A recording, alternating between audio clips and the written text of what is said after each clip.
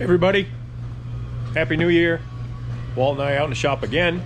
Imagine that. Working away on the cars. That's what we love to do. So we thought we'd check in with you. It's been a little bit.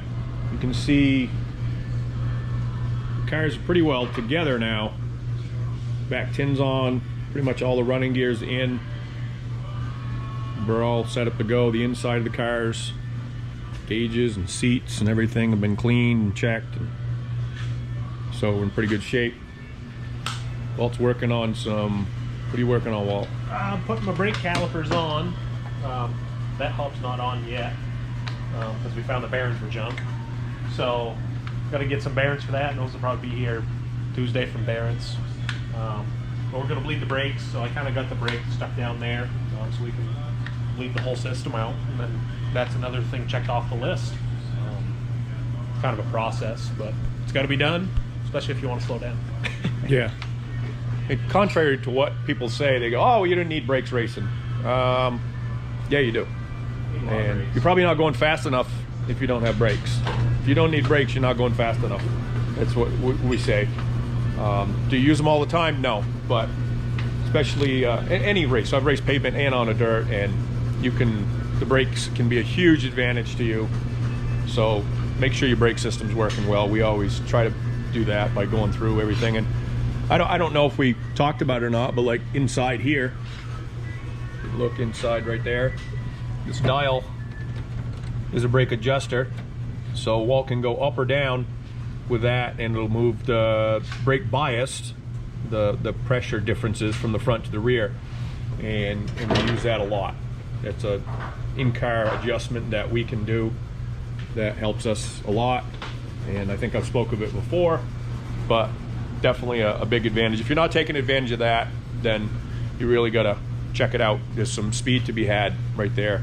So anyway, we got to bleed brakes, and why we like to bleed the brakes right now especially is the over here, like on Walt's car, the brake system is basically based in here, so you can see it's pretty tight all inside of here.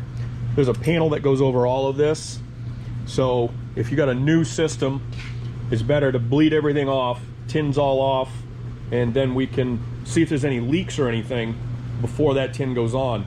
It can be done after we've done it at the track if you have a problem, stuff like that, but it could be a real pain in the you-know-what trying to mess around with that at the track. So we try and make sure that it's done before.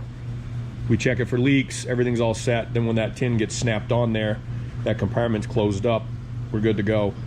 Basically, that's the only thing left in this compartment that needs to be done.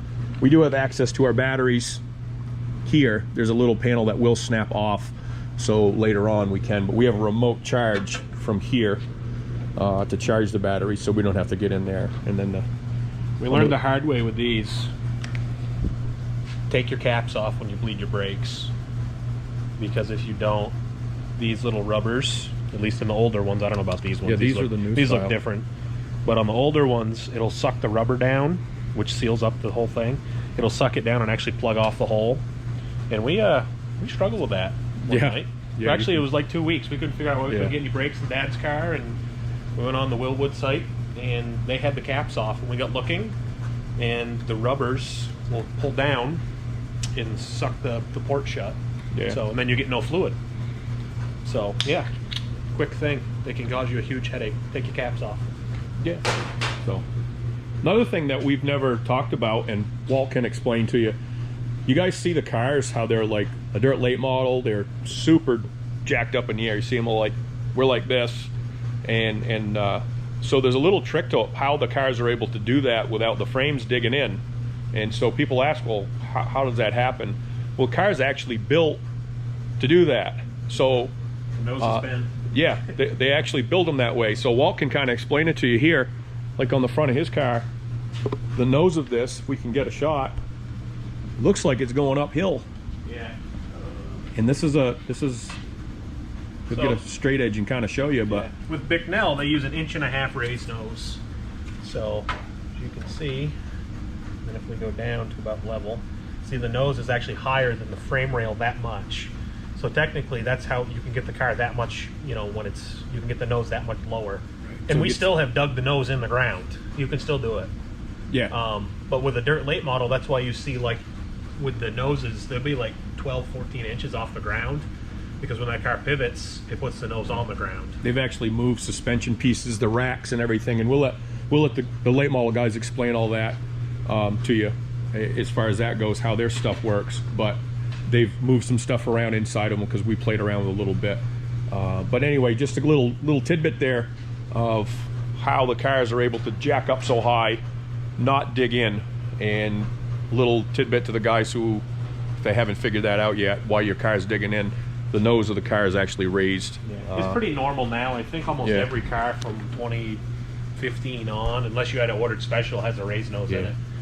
I don't think I've ever seen a car without a raised nose. Maybe a coupe. Those are like early 2000s, 90s chassis. Yeah, most all of them are raised. So, but everything's usually raised up. Even if you run a torsion bars, coils, it's good to have the nose raised up.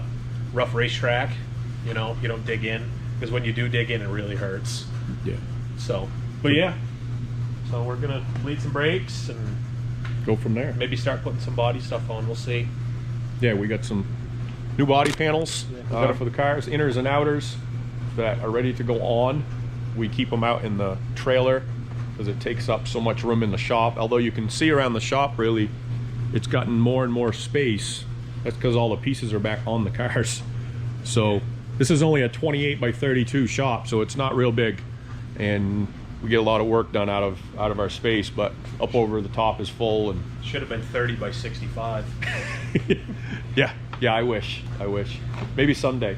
But yeah, so you can see the cars pretty well all together, and everything's been gone through, nuts and bolts especially. Another thing is, like, when we take all this stuff, and again we'll use Walt's car here because it's open, you can see all the front end stuff's all nice and shiny, and it's not all brand new.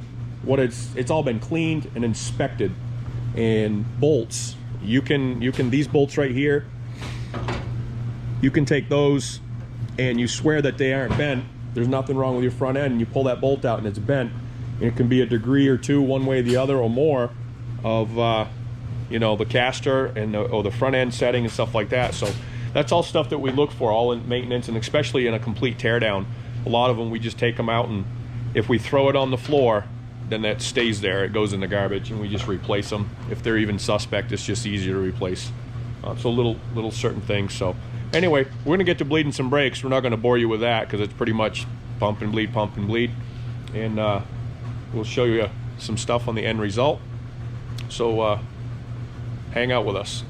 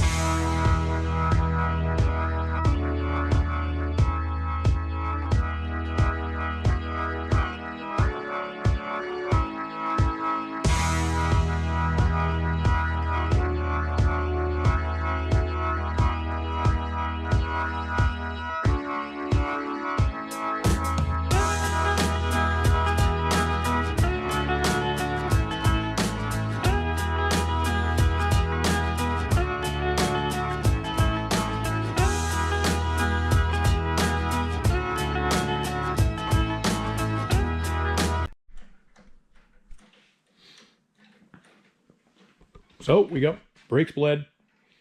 Walt's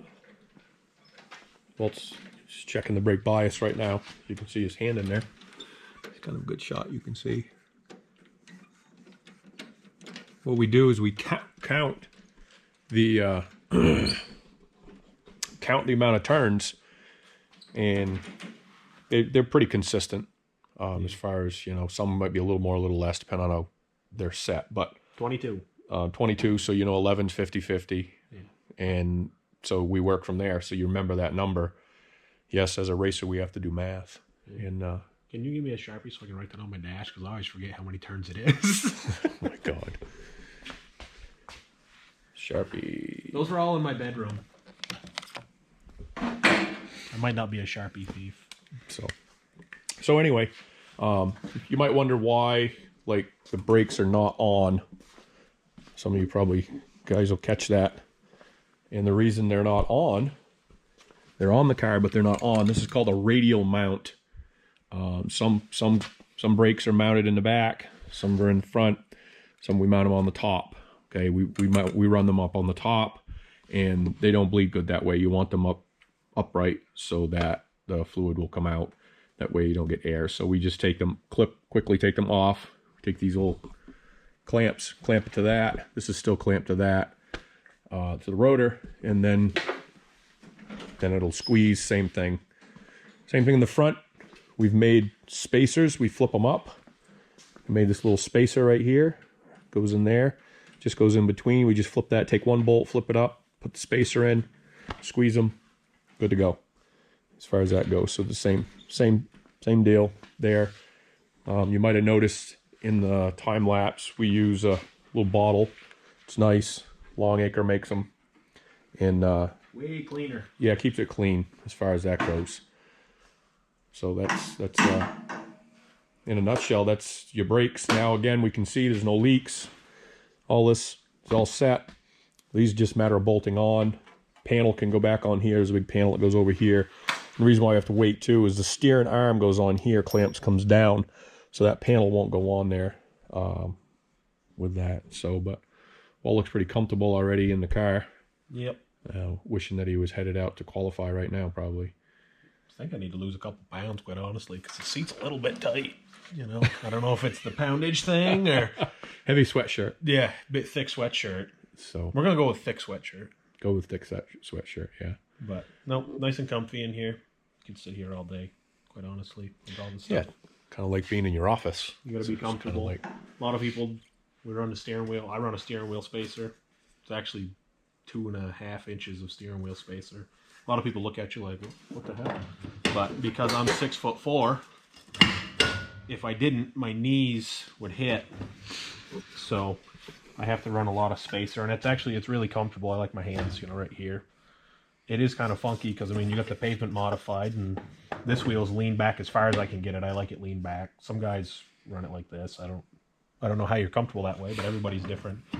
But I lean mine back as far as I can, and then have to put as much spacer as I can to keep my knees. I did drive a guy's car once. I tested it, and the wheel, it didn't have spacers on it, and it gets down and just touches your legs. It makes you really uncomfortable. But it is kind of funky going from this, which is actually leaned back and pretty well, but then you go to this. So different things. I always run the steering wheel with the I guess the post or whatever you call it up, so then I know that's straight. With these it's easy though. You can see your wheels. Anything open wheel, you can see your wheels. Where in ACT late models is a little different. You can't see your wheels. Yeah. So I always put a piece of tape when I ran one of those, and would probably run the steering wheel like this and put a piece of tape. But it's just easier to run it like this, and then I'm comfortable. I always run my thumbs out because I caught my thumb once. Never again. Does damage. Yeah. But no, it's important to be comfortable. It's funny, you see a lot of guys like in the cockpit, they'll have this fancy dash and stuff, and we don't mess with any of that really. We got still the old school gauges, because they read, but we don't look at the gauges a whole lot unless the warning light comes on. Yeah, it's pretty much, especially with a crate motor. Warning light comes on, you know that it's hot, but these typically don't run hot. Yeah. One of these is running hot. There's definitely something wrong. Yeah, or radiator's plugged or something. A big block, you'll see they got four gauges or something in here. Yeah, some of them run fuel pressure. Yeah, they'll have fuel pressure, oil temp, oil pressure, water temp, and then a tack over here. They make a little square tack, but we keep it simple. Less wiring. The least amount of wiring you can have, the easier it is to troubleshoot if you need to, and it's easy to trace. So we try to keep things simple like that. And does the gauge make you go any faster? No. If it reads accurate, it reads accurate. It's just the way it is. But it's one of those things. You can have a Cadillac with cool wheels on it, or you can have a Cadillac with steel wheels. Still the same performance. Yeah. But now we get to do Dad's car. Yeah, this is kind of the boring part of. Yeah, there's not too exciting about anything too exciting about this. What's exciting is that once you get to bleeding brakes, you're pretty well. You're one step closer. Yeah, you're a step closer, a big step closer, because it's one of the last things we do before we really kind of start set up stuff. Yeah, bodies and setup and stuff like that. So, so that's where we're at. We're still preparing. We're in pretty good shape as far as parts and pieces. All the vendors, everything's been pretty good. We haven't had no major issues as far as supply chain stuff like that. So we haven't ventured to get tires yet, so that'll be that might be a hurdle. Hopefully not. I don't think it'll be a hurdle as far as tires. People are talking that later in the year there could be another tire shortage, but we'll work our way there. We'll get there first. We're going to worry about now, and we'll cross that bridge when we get there. But so yeah, everything's looking up, looking like we're on tap to be on schedule to head for Florida. Yeah, I think we'll be a little bit ahead of schedule, and that's what we had planned. So we're all prepared. Not like we were going to Selinsgrove last year when it was 3:30 in the morning. We were leaving the next morning at 10. Especially where Florida's so far away, it's 2-day travel at least. Yeah. So we want to make sure to have everything square and probably loaded the night before, and just work on loading stuff the night before. That's kind of our plan. So we're hoping to have a little bit of a cushion. Yeah. We keep going and everything keeps going as planned. We're going to be just fine. Yeah, we'll be fine. The truck will be next once the cars are done. Yep. We'll just work on the truck. We just ordered new tires for the trailer, all brand new tires for our trailer. Yep. Was due. The truck tires and all that are good. It's going to go through a quick service. Everything else in there was in pretty good shape. Got to clean the pit box, all kinds of that stuff. We'll share some of that stuff with you, so you can see what goes on to organize and hopefully help out other small teams like us to see what we do. With two guys basically working on the cars, how we manage to pull it off, keep everything organized, and not everything we do is the gospel, but this is how we do it. So if it helps you to do better in your race program, well, that's what we want. That's what short track racing is about. If we can help somebody else out so they can see, well, how are they pulling it off? And we can share that with you, cool. Or if you have a question, how do we do it? Send it along and we'll explain to you how we do it. It might be right, it might be wrong, or just how we do it. Because races are pretty ingenious, very, very ingenious actually. All racers as a whole, of how to make things work, how to sometimes figure it out. You're at the track and it says if you do it by the book all the time, sometimes you can't do it by the book because you got to do it quickly, or you found a better thing. A lot of guys, they don't bleed brakes this way. They use a vacuum system. Yeah. We actually have one over there, but we just still kind of do it the old-fashioned way unless we have some trouble. I mean, both of these systems these are brand new master cylinders, changed out. Yep. So in the system, pretty foolproof. You can also gravity feed these brakes, where sometimes we've done that where we just crack them open, let them sit, and let the stuff, it'll run out. But today we just want to kind of show you where we can just push the stuff out and we're done with it. And again, at the track, we may crack these again when we get in Florida once we run the car, just as a quick checkup.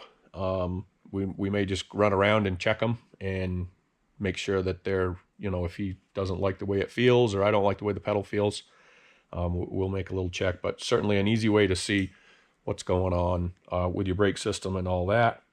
And so anyway, we'll be back again next time, probably have body panels on the cars. Yeah. Or somewhat of body stuff, because that's our next step. We're pretty much at the body stage. And honestly, that's a matter of, we got a few little things we got to fit, a few little braces to make, but everything pretty much snaps on. And we'll be bolting motors in and the whole deal and into setup stuff. So and all that, shocks and everything are being worked on right now. Everything's out being worked on right now. Yep. So we're in good shape. Everybody's been really good about understanding that, we're trying to head out racing really early this year. So anyway, like, subscribe. Thank you so much for watching and for your questions. And we'll see you on the next trip. Yeah. Hope everybody has a good week. Yeah. Have a good week. Stay healthy. It's supposed to be really cold here. If you were wondering, like one day we were supposed to have -7 or 8 degrees, and then our high was 0. So no temperature at all. So our southern friends, if it's only 50 down there, be happy that it's 50, because we'd take 50 all day long. Yeah. So working in the construction business, that might be a race car day if it's 0. We got heat in here. Yeah. Force me to work in the shop. I dare you. So, all right, guys. Thanks a lot again, and we'll see you next time. Thanks for watching.